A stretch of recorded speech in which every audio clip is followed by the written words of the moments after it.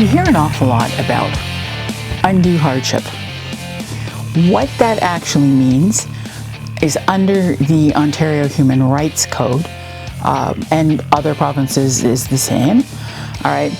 Employers, landlords, service providers must accommodate people with disabilities. In other words, organizations have the duty to make changes in order to meet the needs of workers, tenants, customers, or clients with disabilities. Accommodation providers must implement accommodations unless they would cause the provider undue hardship. There are only two reasons a provider can have a claim for undue hardship. One is the cost of accommodation for people with disabilities. The other is health and safety concerns about accommodating people with disabilities.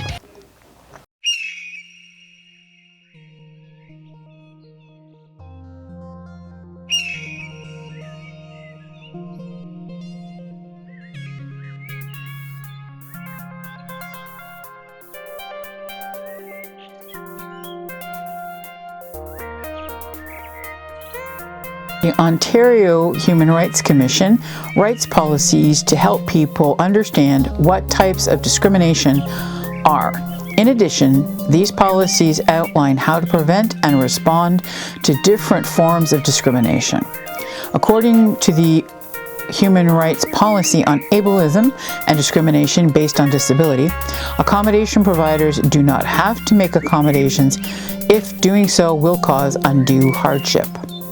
In other words, if the cost of making an accommodation would prevent an organization from functioning, the organization does not need to provide that accommodation.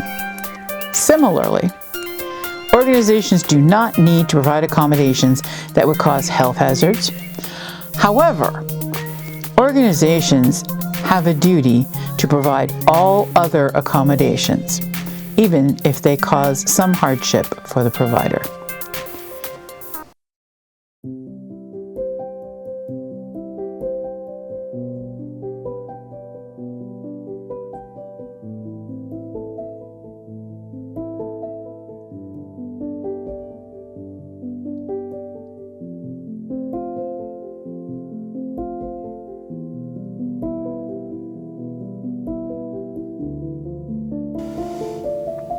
There's been a lot of work done over the last couple of years on revising the Design for Public Spaces Code, getting it more defined. Because when it was first done, it started out, you get the basics down, and now they've had a chance to sort of have it in practice for a while and having a look at it. And now it's time to start refining it down and getting it to be better and making things more accessible for people with disabilities.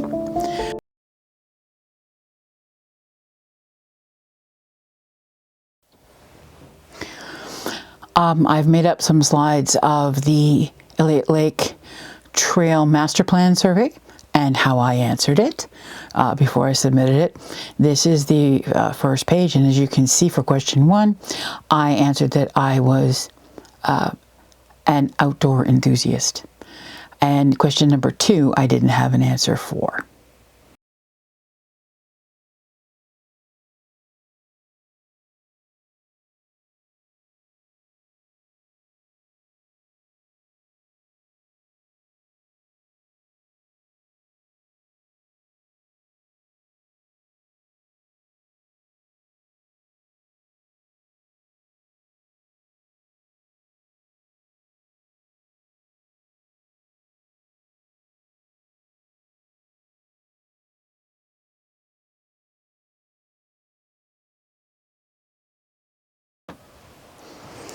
Now you can see for question 12, what would you hope to see in a trails master plan? I had a lot of answers for this one, and this was one where we were allowed to pick more than one. So as far as accessibility goes, I would like to see rules on use, guidelines on trail classification, guidelines to better signage, guidance on land use and access.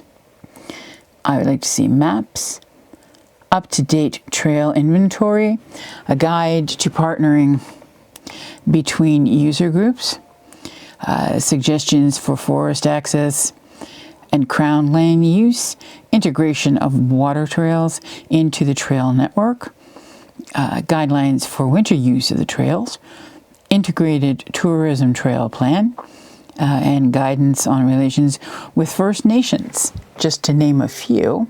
And we went with information on trails risk management and other.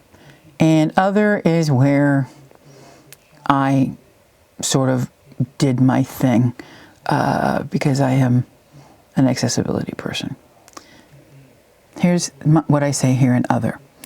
A plan that considers accessibility as it applies to persons with disabilities, visible and invisible. Biking and cross-country skiing trails are adaptable to both able-bodied and disabled users.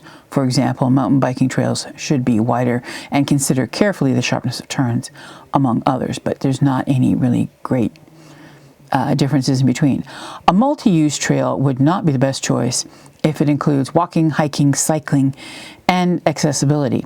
Disabled persons with low vision or blindness, impaired hearing or deafness, and mobility issues require specific accommodations.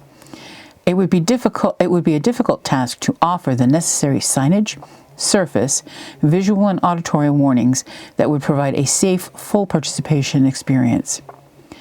Trails that consider accessibility recognize the need to choose signage with colors that can be discerned by those with color blindness, and also pictures and symbols for reading difficulties.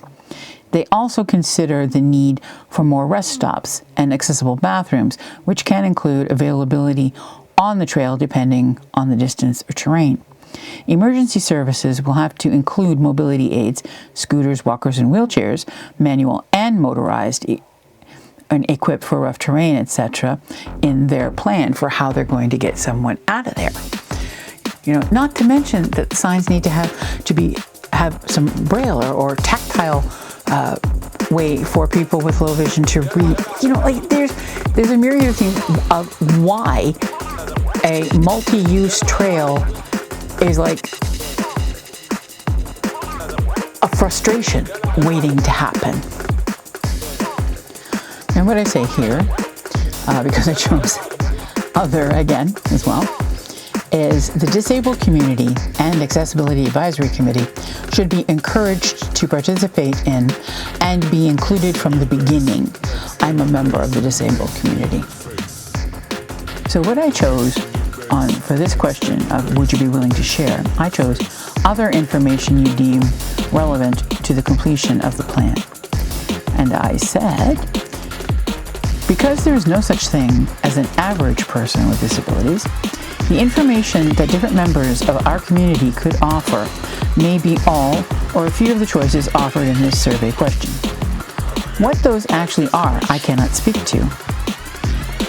We are also able to contribute lived experience with being denied access to nature, with not being able to participate fully in activities that we love: hiking, cycling, walking, birding, photography, sketching, socializing. And there's many, many more, but I don't want to list them all. And that was the survey.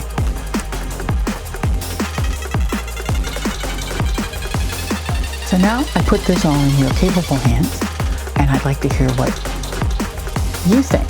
How do you feel about the way that trails and sidewalks and the access routes are handled where you're at, and what should be done about them? How is the accessibility for doing things like hiking or cycling, or do you have interest in mountain biking? Do you have interest in cross-country skiing?